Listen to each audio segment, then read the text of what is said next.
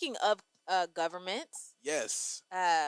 in government contracts, even. Yeah. So there was a.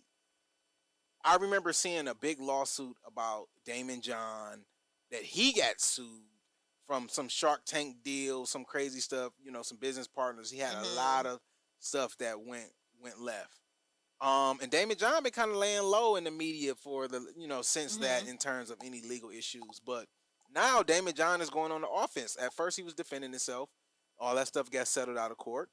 And now he's on the offense. So Damon John has filed a federal lawsuit against his former business partners, claiming he is owed at least tens of millions of dollars. At least. After he helped them get government contracts. Now, I was reading into it, and it said something about... Now, Damon John is the black guy from Shark Tank. Correct. Okay, yeah. Damon John is the black guy from Shark Tank, founder of FUBU.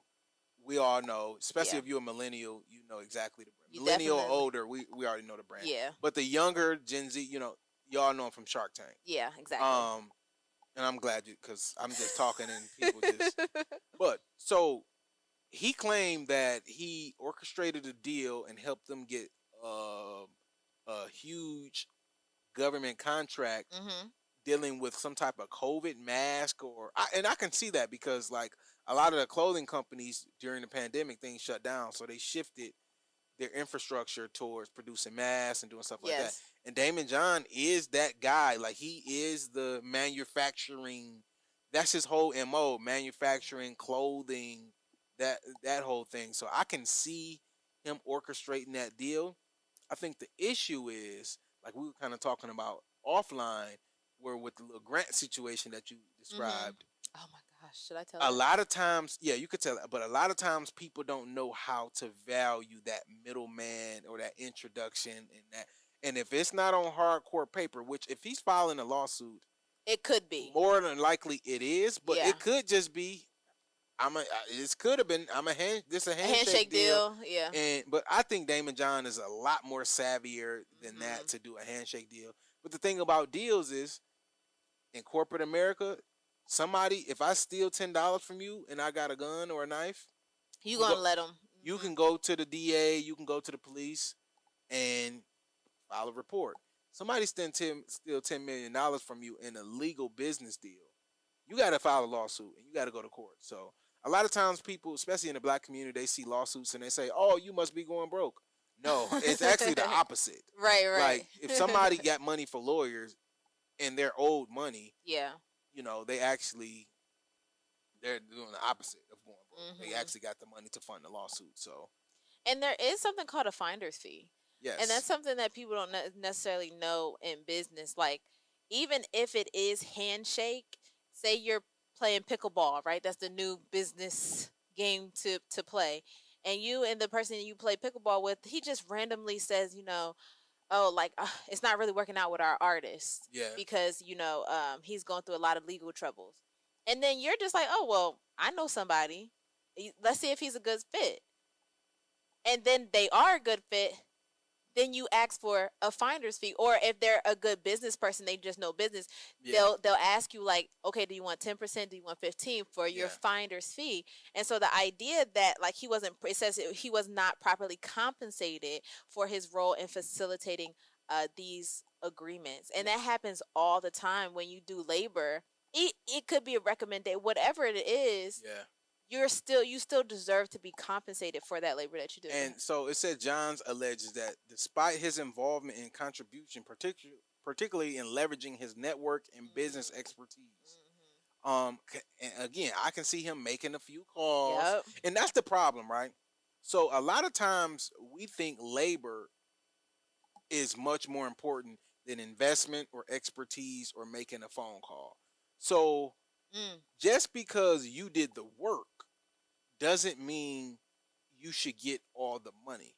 A lot of times, and we can have this argument, making that phone call, leveraging the business contacts, getting the contract signed, getting in front of the right people is more valuable than actually doing the work. Because you can do all of that work and then it can go nowhere. It can go nowhere. Because you don't have the context and the expertise. Yes. So I can understand why I can understand both sides. Why Damon John would be like, look, I spent my entire career building out this network and Yeah. leveraging my contacts and never asking for, um, never asking for the favor. And then this one time I come cash in on the favor, and now y'all not trying to compensate me. And I can understand the flip side of the laborer saying, you just made a phone call, made an email, set up a meeting. I came in, negotiated the deal, implemented all the stuff, did the supply chain, stayed Yeah. up late night. Yeah. Like, you shouldn't get no XY tens of millions of dollars that you're arguing for. Now, the one thing it is saying, though, it said the lawsuit suggests that the total amount in dispute could reach into the tens of millions of dollars, Yes. signaling how large and profitable these contracts may have been. So they're not saying he shouldn't get paid. Essentially, they're disputing the amount. So Damon John, let's say tens of millions of dollars, Damon John might be asking for 30. Right. And they might be like, we'll give you 6. And now it's like, y'all not even close enough in the ballpark to, now we got to go on to court and, let Yes. the judge and the jury of your peers decide. Assess the value of your contribution. Correct. Which could kind of go either way. Because if they don't specifically have a percentage, like if you get this much, I want 15%, I want my finder's fee is, because as finder's fee can be like as small as 2%. Yes. They could be as large as 15%. But it could be 2% of revenue. That's true too. See, and that's the thing. That's it could true. be 2% of revenue. That's it could be true 2% of not profit. And that's the thing. People think profit and revenue. No. If you do $100 million and I say, okay, I need 10% of revenue, even if you don't profit $1 million, you owe me 10. Yeah. And a lot of people don't like that. They're like, hold on, what? We ain't really make a big profit. Well, you still owe me that, because they don't be understanding the difference between, are we splitting profit? Are we splitting revenue? Is this a commission? Is this, because if it's a commission on sales, I don't care if you make a profit. I just get a commission. So I just care if you make a sale. So a lot of times, again, language is extremely important. And we're going to see. I mean, this is a federal lawsuit. It has, 70s, 80 pages of lawsuit documents. So I didn't get a chance to go through all of it. I read through, the first few pages, which was used for the articles and all of the press releases and things like that. But we're going to see. We're going to continue to give you guys updates on that. Usually stuff like this probably settle. Sometimes you got to sue somebody to really bring them to the table and get lawyers that's the involved. other part. That's the other piece that I wanted to talk about, for the viewers out there, because this happens even on a smaller scale. Yeah. And like I was saying offline, I had a friend who wrote a grant for an institution, and she was promised that she would be producer of the grant. And what that means is that you take a percentage of what the grant is and what's left over, which is for the work that you write. Yes. Because grants are generally like for public good and stuff like that. With the rest, you delegate and you give to the different programs and the people. Now, do you want to tell the people what kind of organization it is, or it was a church? That's what makes it so bad. It was a church, and they, once upon receiving the grant, now mind you, this church is an established church, okay, and that's all I'm gonna say. How big was the grant though? Like, are we talking $100,000, $50,000, $80,000? $80,000 grant.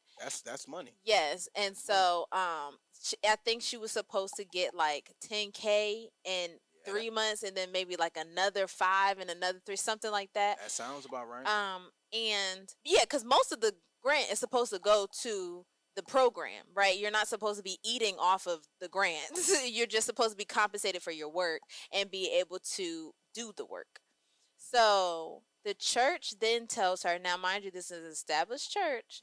The church then tells her, it was actually our reputation and our context and our network that got you this grant, not necessarily all the that got them the grant. That got us the grant, right? Yeah, right. And so it wasn't necessarily all the work that you put in. So, basically be on standby, which is not what they had agreed to. Exactly. The problem is, now you're in a situation, do I really want to sue this church? Yes. I'm suing you. As somebody who's been sued, who's sued others. Before I actually got sued, um, Mm. I had a lot of pent up emotions that I didn't realize in business, Yeah. and it really was hurting me because I cared how you felt and this and that. But now it's like it's not that. Like suing somebody was like the end of the world where I grew up. I'm from the hood in East Side Detroit. If you sue somebody or somebody sue like them like fighting words, you Yeah. know what I'm saying? It's like that's the end of the relationship. Y'all will never talk again. Yeah. I don't think like that anymore. Really? Sometimes a lawsuit is just let's get to the table. You're paying your lawyer $500 an hour. I'm paying my lawyer $500 an hour. Now we can do this nonsense and just pay all our lawyer fees, Yeah. or we can sit here and make a deal that makes sense for both of us. And if we're going to follow this contract, we're going to follow the contract and the law. I used to be emotional about that. I'm not. I'm not anymore. I will sue my brother. I will sue Everybody. my sister. I will sue my daughter. If my daughter steal, let's say I had a daughter and she stole $10 million from me. You suing her? I'm suing her to get my money back if she got the money. Mm. I'm not about to let you just rob me and but obviously that's a wild example, right? That happens, But though. that stuff like that I was gonna happens, say. stuff like that. But I think I it's will sue the church. but I think it's different when you have this big organization because okay, people say it all the time like it's hard to go up against these big machines and a lot of times But let me give you some perspective on that though. I used to think that as well. But now think about this. It's a David and Goliath situation. it is. But you got to think, okay, this is like business 2.0. Now I'm small. I only got, my little whatever money that I got. Yeah. You're a big company. I'm paying my lawyer $250 an hour. You're paying $1,000. You're paying $15. That's why it's good to sue these big companies. That's why you got to sue people because you're paying your company, your law firm, $2,000 an hour, $1,500 an hour. I'm paying mine's $400 or $500. So I don't have that much to lose. You have a lot more to lose. Your reputation. You got a lot more to lose. A lot of people are scared to do that. I was lawsuit, going though. to say with reputation though, to your point about network, imagine you sue these people and you can never work in that town again. Well, then You know what I that's when mean? you sue. You for gotta those, you gotta put move. you got to put that in the damages as well. Like, well, now I'm suing y'all because now, yes, I got compensation for this, but now retribution. I can't work with nobody trusts me no more. Nobody. Yes. So I'm suing y'all for old and new. So yeah, that it's laws and things like that to where Like I think that if she sued the church, she would have to move. Like because that is the reputation. Like some of these churches are so revered in the community. Let me say this as well. She don't necessarily have to file a federal lawsuit. If it's dispute is over $7 or $8 grand, she can go to small claims. 80. Well, she wasn't gonna get that. You're right. The 80 was never gonna go to her anyway. The 80 yes. was gonna go to the program. She only the dispute is only over 7 or 8. Yeah. And then maybe she got something. Like 10. But yeah. She got something. She just probably didn't get what she thought she was gonna get. So if I say I owe you 10 grand and I give you 3, the dispute is over 7. You clearly got the 3. You see what I'm saying? So now and that's what I'm saying. When you dumb it down, she don't even need a lawyer. She going on Judge Mathis or one. I'm like done. So yeah, sue them people. Sue the church. I don't know. If you owe me $8, you owe me $10, you're not paying me $9.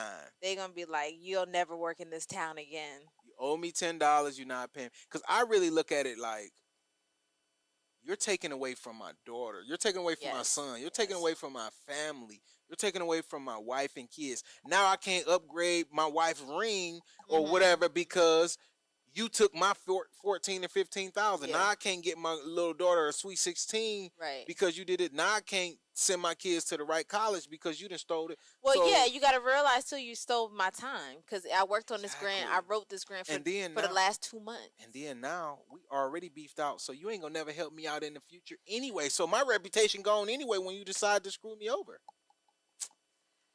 So damned if you do, damned if you don't. sue them. Thank you guys for watching. In order to continue to support independent journalism, I need you to subscribe to our page below.